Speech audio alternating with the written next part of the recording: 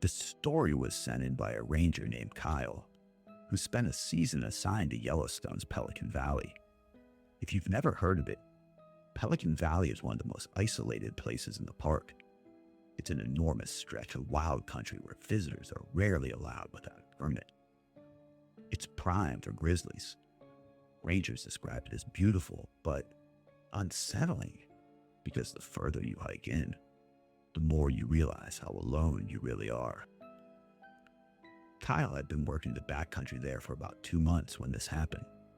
It was late in the season, edging into November, when most of the tourists were long gone.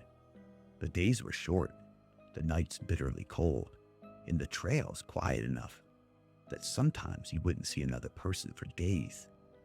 Now, that's the kind of solitude that never used to bother him. But he said this patrol was different. He was hiking back towards his post just after sunset. The sky had that deep purple tint, and the air felt heavy and damp. At first, the forest sounded normal. Wind in the trees, faint call of a raven, even the distant howl of wolves across the valley. He started moving faster, and that's when he heard it. Branches breaking, heavy cracks, like something big was moving deliberately. He froze, scanning the woods with his flashlight, and at first he thought it had to be a bear. Maybe one of those big grizzlies Pelican Valley is known for. But then he saw this shape. Standing between 2 pines was a figure, massive, tall, and upright. Kyle said it had to be at least 7, maybe 8 feet tall, with shoulders so broad it seemed to block out the trees behind it. It didn't move like a bear. It stood balanced, swaying slightly from side to side, almost like it was sizing him up. He aimed his flashlight at it, but the beam only caught its outline. All they could see was the bulk of the body covered in dark, matted hair.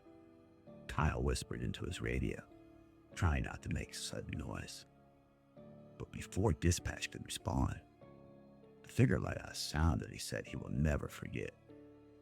It started low, almost like a growl, but rose into a deafening scream that echoed across the valley.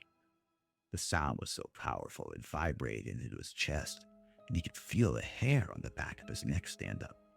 He had studied every animal sound in Yellowstone, and nothing, no bear, no wolf, no anything came close to that noise. Then, just as suddenly, the figure turned and walked away, not crashing through the forest the way a bear would, but striding smoothly, as if it knew exactly where to step. The trees swallowed up within seconds, and the silence of the valley pressed back in. Kyle said he stood there frozen for at least 5 minutes, trying to process what he had just seen. Only when the forest sound slowly returned did he finally make himself move. The next morning, when the sun was up, he went back to the meadow to make sure he hadn't imagined it. And that's when he saw the tracks. They were deep in the ground, massive footprints that looked human but stretched nearly twice the length of his own boots. The stride was enormous, far wider than any man could manage, and the prints followed a straight line into the trees before disappearing into a patch of rocky ground. Kyle crouched down and stared at them for a long time, trying to think of a logical explanation. There just wasn't one. Later that week, he told another ranger what had happened.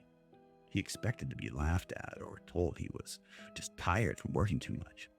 But instead, the older ranger just nodded slowly. He said, "You're not the first one to see something like that in Pelican Valley. We don't talk around it much around here, but you're not alone."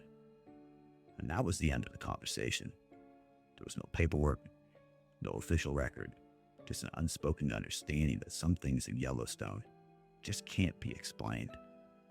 Kyle said he finished out the season, but he never hiked Pelican Valley alone.